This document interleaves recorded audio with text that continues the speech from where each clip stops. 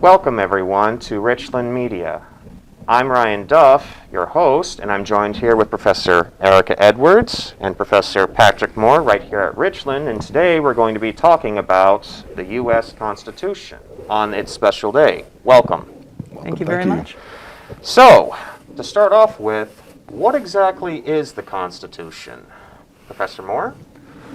What is the Constitution? The Constitution is the document drafted by a group of men, they were men after all, in 1787 that does what constitutions do. What constitutions do is outline the institutions of government and establishes what powers the government has and doesn't have. So the primary reason for a constitution is to limit the power of a government, because without a written constitution or without an understood constitution, there are different kinds of constitutions in the world. If you talk about to someone in the UK, they don't have a written constitution the same way we do, but they have this constitution based on their common law. But the reason to have a constitution is to protect against tyranny, to limit the power of the government, to prescribe what it can and can't do. And so that's what our Constitution does. It establishes the institutions and establishes the powers that the government has and doesn't have. And it's divided into three powers, if I'm not mistaken, correct? Well, I think what you mean is that it establishes three different branches of government. Yes. The executive branch, the legislative branch, and the judicial branch. That's an idea that was promoted during the Enlightenment by Charles Montesquieu, based on his reading of ancient Greek history, the Polybius, the Greek political historian or political philosopher. But James Madison picked up on Montesquieu's take on this idea of separation of powers, the theory being that no one individual or institution could gain too much power, tyrannical power, if there are other powers arrayed against it. So each of the three branches of government is co-equal in power according to the Constitution, and the fact that each of the three branches can limit the activities of the other two branches keeps any one branch from becoming too powerful or tyrannical. Very good. Professor Edwards, what does the Constitution mean to you as a journalist? As a journalist, it really, and playing off what Professor Moore was just saying, it provides a framework. It provides an understanding. Now, particularly, the initial documents in the Constitution didn't really talk that much about journalism, and it's the First Amendment that really delineates, freedoms, certainly from an establishment of religion, allowing free exercise, and then from a journalistic perspective, the key points are protection of freedom of speech, protection of a free press, that I would suggest the founders thought was very significant and very important, simply because the system they were coming from didn't have those protections. So from a journalism standpoint, yes, it provides the network, it provides the framework, and then the First Amendment, which I take meant, because it was the First Amendment, meant that the framers thought it was relatively important to safeguard those rights. At the same time, it kind of set up the responsibilities. So that's the way I view it from a journalist perspective. Very good. Professor Moore, because Richland is a very diverse campus, we get students from all over the world. Do they tend to ask you a lot more questions about the meaning of the Constitution versus your American students? I don't think so. I think that all of my students generally have the same kinds of questions. My international students don't have as much sort of as osmosis gained knowledge of the Constitution, but everybody in my classes is really learning the detail of the Constitution, or almost everybody in my class is learning the detail of the Constitution for the first time. So they're all asking similar questions about what it is and what it means and what it does and what it doesn't do. Okay, so my next question would be, how important is this Constitution? Well, it provides the fundamental basis for our entire system of laws and government. So it's critically important, and we refer back to it every day in our daily lives, talking about the freedoms that are protected by the Constitution. They are, we can get into the philosophy of where those freedoms come from, the framers didn't believe that they were granting us those freedoms, that they were responsible for our possession of those freedoms. They wrote them down as a way of codifying natural law based on John Locke and Rousseau and the other proponents of consent of the governed and natural law. So they believed that the Constitution was very important, and we agree, because it codifies our rights and our privileges and our protections. Codify. Sorry, Right. I don't bring my Well, English it dictionary doesn't. with me. In other words, it writes them down. It makes explicit. It puts on a piece of paper. These are the rights that we have. Instead of having those rights just be nebulous, not written down, or believed to be handed down from some higher power, without the need of being written down explicitly so that everyone can see them and understand what they are, and come to the table with a shared base of knowledge and understanding of what those rights and privileges are. And just to kind of play off of that, the way I look at that is simply, if you write them down, there is less option or less likelihood that someone will say, well, are you really remembering that correctly? If you have it down codified, actually down in a codex or whatever, you are not going to risk that somebody's going to say, does it really say that? It's right there, pretty simply spelled out. Now, Professor Edwards, I have another question about that for you in particular. Okay. As lead faculty of journalism at Richland College, if I got that right, have you ever had to possibly, okay, in the First Amendment, freedom of press is one of the 4 pillars of the freedom of speech, if I'm not. Speech, religion, press, and assembly and petition. Very good, thank you. Good job. Very good. I teach the stuff every once in a while. Now, while I'm on that, have you ever had a journalist student that was very nervous that they may be violating certain types of laws, but you may have to amendments, and you may have had to lecture them a little bit about it, the Constitution? In terms of violating the Constitution, really the Constitution is there more to protect the student journalist's rights. Right. The First Amendment does guarantee that freedom. And thankfully, the courts have also, in general, held that it's not just working journalists in the field who have those protections, but it's also student journalists, at least at state-run institutions. You get into a little bit of interesting quandary sometime in private schools. However, a college journalist has all the protections of the First Amendment as any other journalist out there. In terms of journalists or student journalists violating that, I'm not exactly sure where you're going with that. Help me understand just a little bit. Of course. Like, for example, a few journalists, student journalists or other reporters who are, fresh and green and all that, they may seem a little nervous, going into a courtroom or talking to a police officer.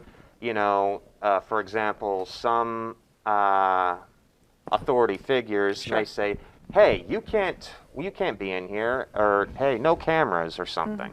Well, in general, we've been very fortunate in that regard, and I can't remember a specific instance, at least in my 10, 11 years in this position, where we've had any significant barriers put up.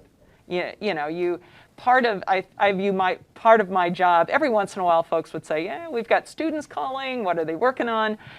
Thankfully, the Chronicle and KDEX Web Radio and also Chronicle TV are well enough known on this campus, so there's familiarity there. And we've been very fortunate that our leadership has really given us an opportunity, and the department and the students who are a part of it a fair amount of support. Now, every once in a while, you might get a little bit of pushback, in which case I feel like my job is to say, I understand your concerns. I would hope that you would afford our student journalists the same the same courtesy that you would another reporter. And certainly anyone has an opportunity to say, you know what, I'd rather not respond. And in that regard, I will always advise our student journalists to say, you know what, thank you so much, I appreciate that. No one is obligated to participate, certainly. And from that standpoint, I think you accomplish more by just being pleasant and professional and move on to the next option. So I don't know if that answers exactly where you were going with that. I'd like to. There's an interesting part of this that Professor Edwards didn't talk about. Okay. That she probably will if I say this. Prompt. There today in America and around the world, one might say there is a bit of a strained relationship sometimes between law enforcement and Sure. the public in many places. And there are plenty of instances recently where law enforcement officers have tried to tell people who were filming them or watching what they were doing that was illegal, that they couldn't film the police doing their job, they couldn't do some of these things. And when the police have told onlookers that, then the police are wrong. The people can film. It's their right. It's In a public in a space, public yeah, space. in a public space, It's absolutely absolutely. in a public space as Absolutely. long as they are not so close that they are hindering the ability of the police officer to Or do their endanger job themselves. or Or endangering endangering themselves. So, and yeah. so that has been an issue these days recently. Not so much with our student journalists here Right. at Richland, I hope. No, Anyway. none that and I guess that was going to be my next comment. As I was saying just a minute or two ago, we have been very fortunate. We have good working relationships, I would say, which is part of doing journalism, really. You go into a new town, you're in a new environment, a new market, you go meet the folks that you are going to be needing to work with. You form relationships before something happens. Okay, that's just good journalism 101. And so, yes, reach out to the police officers, reach out to the administration, and build those relationships. But yeah, it is a balancing act. It really is, because yes, as journalists, we have a constitutionally protected right, even obligation, to keep the electorate and the community in general informed as to what's going on, and that was one of the reasons that a free press was put in place in the first place. So if someone was arrested, and if someone was arrested improperly or unfairly, then they wouldn't just, there are some places where if you do something against the government, you disappear. That's called you the know. Patriot Act, right? No, I'm sorry. Please go on. And if you are in a system that is different than ours, and bottom line, any system, any human system is going to have its problems and have challenges. But in a system that is less free from the one in which we operate, if you speak out against the federal government, case in point, North Korea. Quite frankly, if you say something against the dear leader, you're likely to be disappeared. And your family. At best. So we have the protection here. And no, I don't know that anybody likes, say somebody gets arrested for something and they're being led away in handcuffs.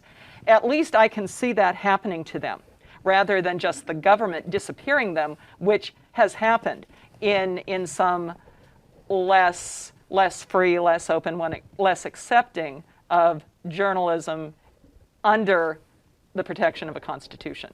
So from that standpoint, it is to the benefit of the public, the populace overall, that the press is free. That not only can we understand what our government is doing, as outlined in the Constitution and those protections, but we can also know that we can't be disappeared if we take a stance that is less than popular. We have the right to criticize our elected officials. We have the right to report on what happens in Washington, in Austin, in whatever level of government we're talking about. And all of that, again, protected under the press freedoms that we have in the First Amendment. Very good. Very, very well thought out speech, I might say. Well, thank you. Thank you. Good comment. So, while we're still on the Constitution, well, that's the subject of the matter, but can the Constitution be changed by any chance? Professor Moore? Oh, Sure. sure it can. It's been changed 27 times 27 times. since the founding. The first 10 were what we call the Bill of Rights, and note that happened immediately after the ratification of the Constitution, and 17 times 90. since then. 1791 was when the first 10 amendments were ratified. And so, yes, it can be amended. It's a difficult process. It's only happened a few times. I sort of think of it personally as 17 times because those first 10 were almost part of the original ratification because they just came a few years after, and they were sort of the Constitution itself was ratified provisionally by some states on the adoption of a Bill of Rights once the Congress started its work. But yes, it can be ratified. It can be amended. It's a difficult process. There are two ways, there are two paths to amendment. Only one of those paths has been used so far in American history. If an amendment is proposed and adopted by a 2/3 majority in both houses of Congress, then it becomes an officially proposed amendment, and then it has to be ratified by 3/4 of the states.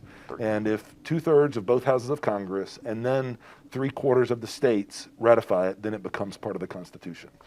Well, my next question on that change, people would submit change like amendment because they would think it's flawed. Do you think maybe some of the Constitution's flawed? Oh, yeah. The Constitution is, it's human written. It's everything produced by humans is flawed. It was even arguably even more flawed when it was written because it still included things like the Fugitive Slave Act that where the existence of the institution of slavery was tacitly approved of in the Constitution. That's a statement that some historians argue with, but it's there, and so I don't know how you can make a legitimate argument against it. But yes, it's certainly flawed, and there are still flaws. There are still things in there that give us problems these days. Because one of the characteristics of the Constitution is that it is, well, this is kind of a thing that's good or bad depending on the specific circumstances we're talking about. The Constitution is inherently ambiguous. And so it's difficult to know what we can and can't do based on the powers that are granted or denied in the Constitution. For example, Article 1, Section 8 of the Constitution outlines the powers of the government. These are the things, the first 17 clauses in Article 1, Section 8 outline what powers the government has. In the first of those clauses, it says Congress is empowered to provide for the general welfare of the citizens. What does that mean? So when Congress passes laws, they can only do so based on constitutional power given to them to pass whatever law it is they're trying to pass. And so when they pass laws, if you look at the text of laws, many times they will include which constitutional provision they are depending on in order to justify the passage of the legislation. And if they justify their passing this law on the basis that it is intended to provide for the general welfare of the citizens, well, what provides for the general welfare of the citizens is going to look different to every single person who reads it. Mm-hmm. So that's what I'm talking about when I say it's inherently ambiguous. Professor Moore, on this subject, the way the Constitution is written, I got to admit, I'd got to be one of the first people. I would be the first to admit that I can't quite understand a little bit of how it's written, because it's written in a type of language. Sort of an archaic English, right? There we go. Mm-hmm. If it were to, just sort of be translated in any way, shape, or form, would that be a bigger flaw, a bigger problem? Well, it would. That's an interesting thought. Like going from the King James version of the Bible to the New International Version of the Bible. When you translate something, you're going to change the meaning of it. You will never be able to capture the exact sense, the exact sort of colloquial sense of the language that was used if you change the words. Words have meaning, and the context has meaning. And so I don't believe that you would ever be able to have agreement among all the interested players on a modern day retranslation of that language. Well, yeah. and besides, speaking as an editor, Right. editors are going to edit, and you can show the same document to 10 editors. They're going to edit it in a somewhat different fashion. Back to the comment on the ambiguity. Yeah, there are things that you would change that I or Professor Moore would take issue with, and even if the two of us were to sit down, the chances that we could agree on exactly the right wording. Impossible. Yeah. So yeah, to rewrite in a more modern colloquial English. Yeah, I don't know. I agree. I don't think so. Fascinating idea, fascinating question, but human nature is just that. That's. Now, I if don't they see would, that working. if the Congress would just assign me the job of redrafting the Constitution, I I'd would do it in a probably have second. a big Yeah, problem with it. I'd be happy to. And As would I. and in my opinion, we'd all be better off. But I'm sure there would be some who would disagree. Now, with it being flawed, you always take the good with the bad. Are there a lot of good things about the Constitution that is working for the American public? Certainly. We've been talking about them. The fact that the Constitution provides for the protection of these rights, the right to freedom of speech, whatever that means. Now, speaking of ambiguity, what does freedom of speech mean? Well, who knows? Professor Edwards, what's freedom of speech mean? Freedom of speech is, oh goodness. Freedom of We're going to fight over this. Yeah, we will. Freedom of speech to me as a journalist means, and my background is largely broadcast. So my opinion and my take on it is not only in the media, but as individual citizens, as long as I am not causing harm, the proverbial yelling fire in a crowded theater. When there's no fire. When there's no fire. Or even if there is, and inciting a panic, inciting a panic in a fire, that's every bit as dangerous. But yes, if something that I say causes harm, which again is ambiguous, I believe I should have a right to express myself, hold the opinions that I have, and express them without fear of reprisal. Okay? And I'm not talking here making evil, maniacal plot twists? Well, a statement that hurts an individual or a group of people. A racist statement, I have a problem with. I wouldn't say that. And under some circumstances, even that could be, I would argue, protected. There are consequences for what we say. If I make a racist statement, if I make a statement that is largely unpopular or evil or harmful, there's going to be outcry on the part of the populace. And I'm probably going to be shouted down, as I should be under those circumstances. Now, this may be one of the areas that we differ from. I just think I would rather risk an incorrect statement. Professor Moore and I have had this conversation. Who are you? Okay. We've had this conversation a lot. I am willing to tolerate a wide variety of opinions. I don't countenance racism or other evil speech, and I'll walk away from you if you start talking like that. But I am willing enough.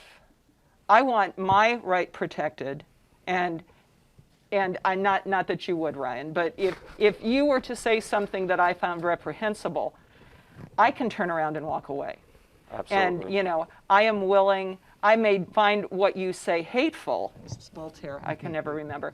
The idea is that I am willing to risk speech with which I vehemently disagree, that I find reprehensible.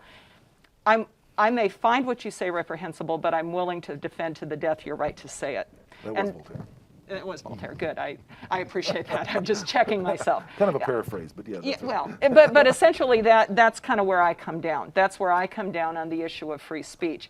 I should be able to countenance an idea that is different from my own, and if I can't, that is inherently dangerous. Because if your right to speak is denied, then eventually mine is going to be, and Professor Moore's and everybody else on this campus. Very good. two things about that. Professor, yeah, I was going to get to you Yeah, about the no, freedom no, of that's speech, okay. but yeah, One- here we go. one- I was just preventing him from speaking. oh, Go no, ahead. no. Filibustering. Why not? That's, You're the government professor. look that up, students, what filibustering is. That's important. Professor Moore? First of all, and I agree almost entirely with everything that she just said. But Almost? First of all, the idea of my being willing to listen to hear, to countenance, to tolerate hateful speech, I'm certainly in agreement with that. One of the things we have to remember is that when we hear this kind of debate going on in the real world, there are a lot of people who want to have their freedom of speech, but then when someone else uses their freedom of speech right back at them, they're offended by, oh, you're trying to shut down my freedom of speech. No, I'm not trying to shut down your freedom of speech. I'm simply using my freedom of speech in response to your use of your freedom of speech. And so I can be just as hateful as you are. But more importantly, how is it that the law, how is it that the Constitution, how is it that the courts see that? We work under what's called the Brandenburg Test. And when Professor Edwards was talking about having retribution against her for hateful speech and consequences. Certainly there can be consequences. Yes. Freedom of speech only protects us against action by the government. So I have freedom of speech, and if I am Twitter, I have the right to take somebody off my platform if I don't like what they're saying, because I'm not the government if I'm Twitter. Or Facebook. So there's no free speech. There's no First Amendment right there that's violated, unless we get into the question of whether the Twitter and Facebook have become quasi-public sphere. That's sort of public marketplace of ideas. But the way the courts rule on this is, once again, the Brandenburg Test, which is that speech is protected unless it is likely to incite imminent lawless action. So if the things that I say, and I know that they are likely to incite lawless action, if they're likely to incite violence, then my speech may not be protected. I can be as hateful as I want, as long as I stop short of the point of having that hateful speech knowingly incite violence. And really causing harm to other people. Right. Very good. So. Professor Moore, I have another question moving on from that one. What is an informed electorate? If I wrote that down correctly. What is an informed an informed electorate, that's actually a pretty deep and complicated question. An informed electorate, just sort of superficially, is an electorate that understands the nature of the issues that are at play at that time.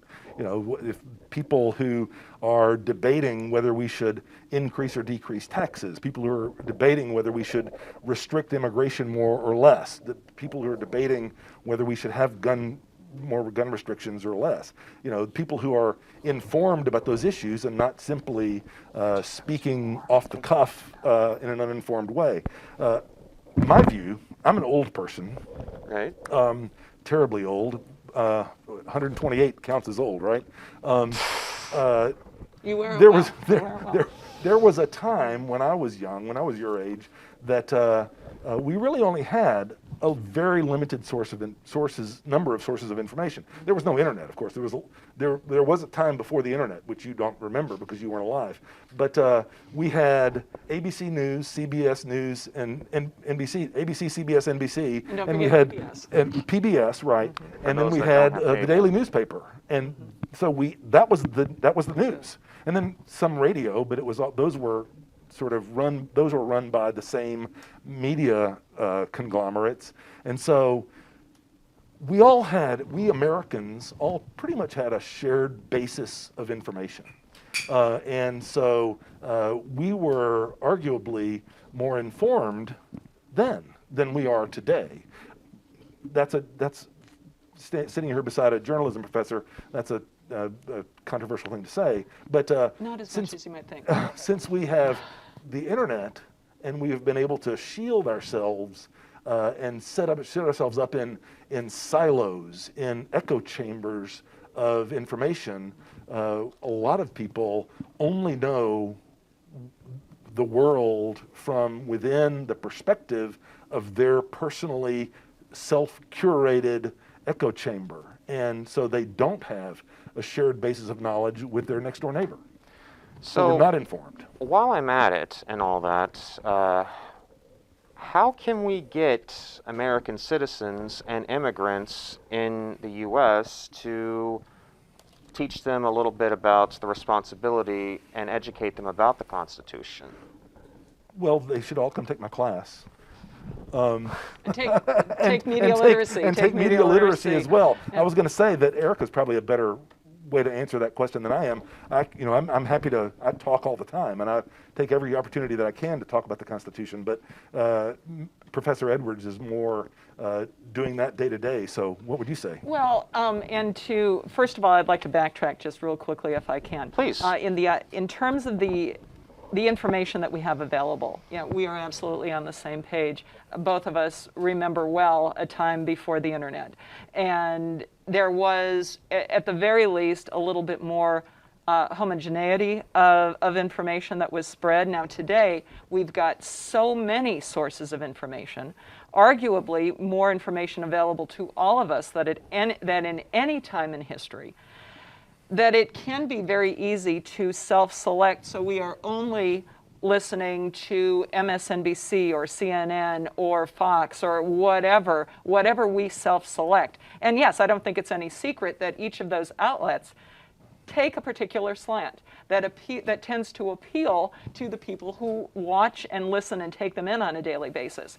So because there's so much information out there, and it's not just the cable news networks, it's websites and blogs, and the internet across the board gives us so much information that it is a survival mechanism that we kind of self-select. Mm-hmm. Okay, there are only so many hours in the day, and if I am going to continue to do life, I need to kind of self-select and watch, and sometimes that means watching the network that doesn't drive me absolutely crazy. My suggestion to all my students, and I get asked this a lot, what do you watch? Where do you, how do you, for that matter, how do you put the current events quiz together?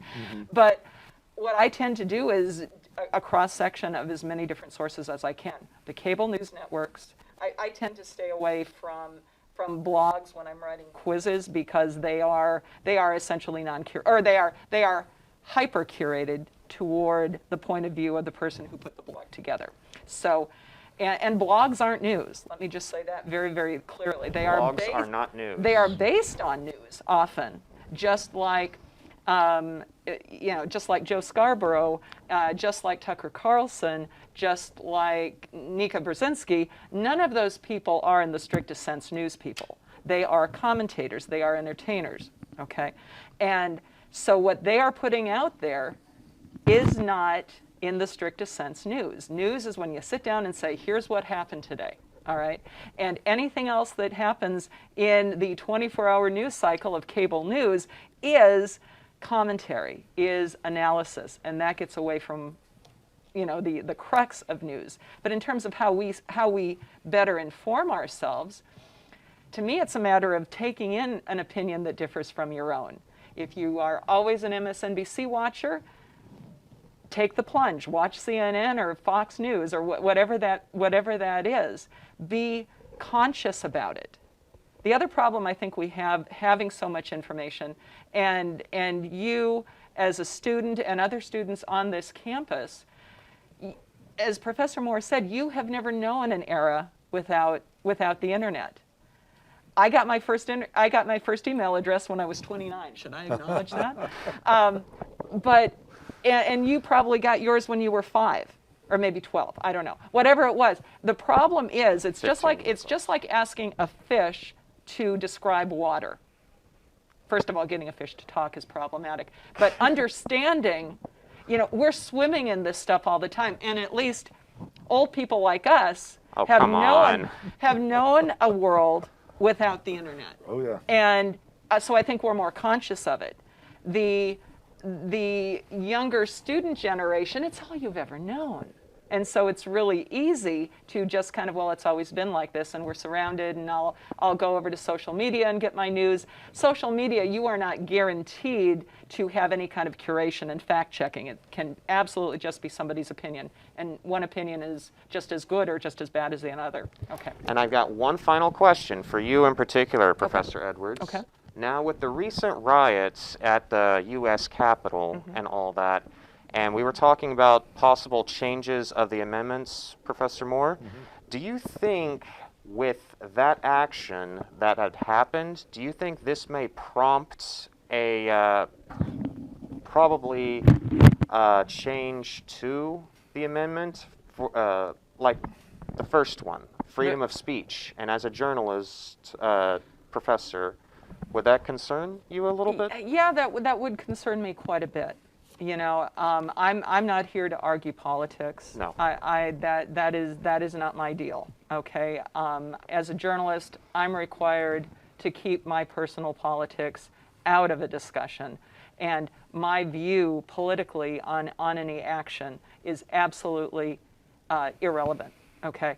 I think the freedoms that the First Amendment provides, not just to the press, but obviously, yes, my bias is, as a reporter, I'm concerned about that. As a citizen, I am very concerned that my speech might be restricted. I think back to, and I believe this was a Benjamin Franklin quote, who said, "People who are willing to give up liberty for safety will have neither." And so when my liberty, when my freedom to speak, with the understanding that sometimes speech has consequences, but again, the rights that we have in that Constitution, and yes, from a journalism perspective, particularly in the First Amendment, those are so dear to me as a journalist and to me as a citizen of this country, that yes, I would be very concerned were they to be restricted. I mean, there are plenty of places, as we've already talked about on this planet, that don't enjoy the freedoms that we have guaranteed in the Constitution. And I also think that freedoms that we take for granted or don't protect or aren't willing to protect, those are the freedoms we lose. And I think that's a frightening prospect to me. Now, to wrap this up, Professor Moore, with the actions happening at the U.S. Capitol, the riots, what do you think is going to happen after that? Well, I guess we'll wait and see what happens tomorrow, because there are some people who are trying to organize a rally tomorrow at the Capitol in support of the people who are being charged with crimes from the January 6th insurrection. And so it may be after tomorrow, all of our views about this will change. But I know that what is happening now is that lots of people, hundreds of people, are being charged with felonies for their actions during the January 6th riot, insurrection. And so, what's happening now is that the legal process is playing out. And so, we'll see. I was just reading a story this morning. Don't want to, it'd take too long to talk about this story. But those prosecutions are ongoing. And so that's all that I know that's happening. So the FBI, the Homeland Security Department are pursuing legal cases against the people who committed an insurrection on January 6th.